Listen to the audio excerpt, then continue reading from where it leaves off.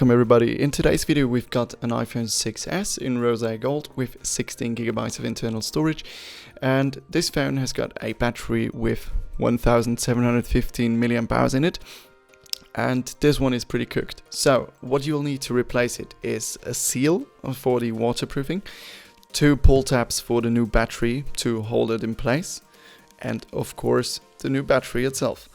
You'll also need 2 screwdrivers, but we'll get to that in a second. Here you can see that the battery capacity has already dropped to 82%, and yeah, it doesn't really work anymore, so we decided to change it. The first thing we'll do is we will unscrew the 2 pentalobe screws on the bottom using our pentalobe screwdriver.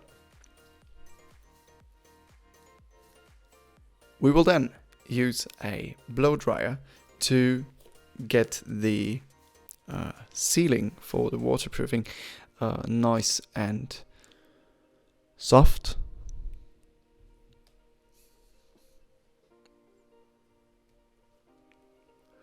Once the sealing is a bit softer, we can use our suction cup, which I forgot to tell you had to use, and we're going to pull the display off of the device.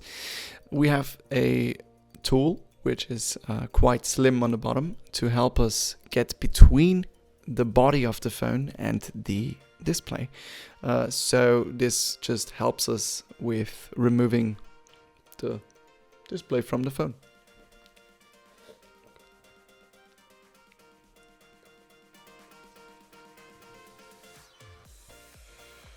So as you can see here, the sealing has come off very nicely. You can see a bit of it. Yes, there it was. We are going to snap it here in a second. Let's go with it nicely. Okay, so we then have to unscrew this part up here, which holds in place the connector for the display. We don't want to rupture it because, well, otherwise you'll need a new display too, and those can get really expensive. Although it's only an LCD display, because the OLED display was only first used in the iPhone 10.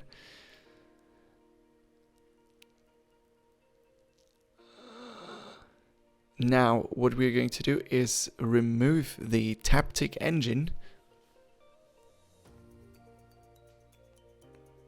as well as some other parts which is underneath the this little bracket here. This is the battery connector, and this is obviously the first thing you want to unplug, and we'll do that with our handy tool, and it's gone. Very nice. Now the Taptic engine, well, removing that just allows us to get to these 2 pull tabs holding the battery in place easier, and it will help us get it out. Now we are trying to get right in there. Nice, nice, nice. Yes, very good. So we can now just pull on these and get them out of there.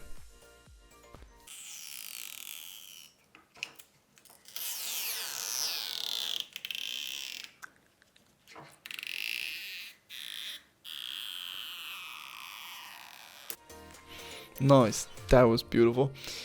So another thing you should probably try to do is lay the phone onto a flat surface when you're removing these pull tabs, because if you do not do that and leave it in the air like we do here, this might happen, and you don't really want it to happen. Although it's just the old battery, so it didn't really damage the phone at all, but still, you know, you would want it to lay on a flat surface.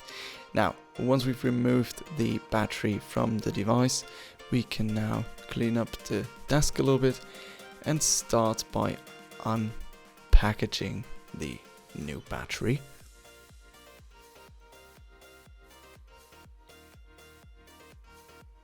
Nice. Now we have these new pull tabs, which are very sticky, so be sure to try to get them on the first try.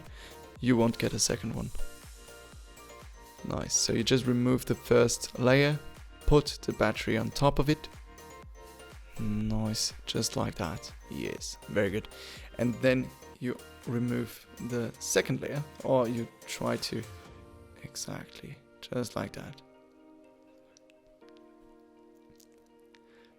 Nice. There you go. That's nice enough. That's good. Now, also be sure to leave those two parts hanging from the bottom or covering the top, because if you ever have to remove the battery again, this will really help you getting those out again. They are really sticky.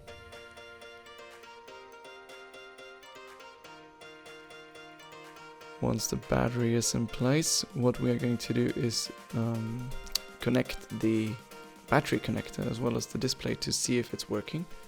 And we are also going to insert the Taptic engine again with those two screws.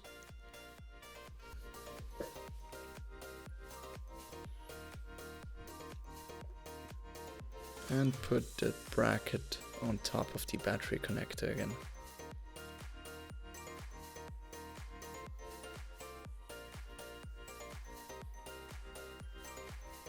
Nice. The next thing we are going to do is reconnect the display, just to see if the device works.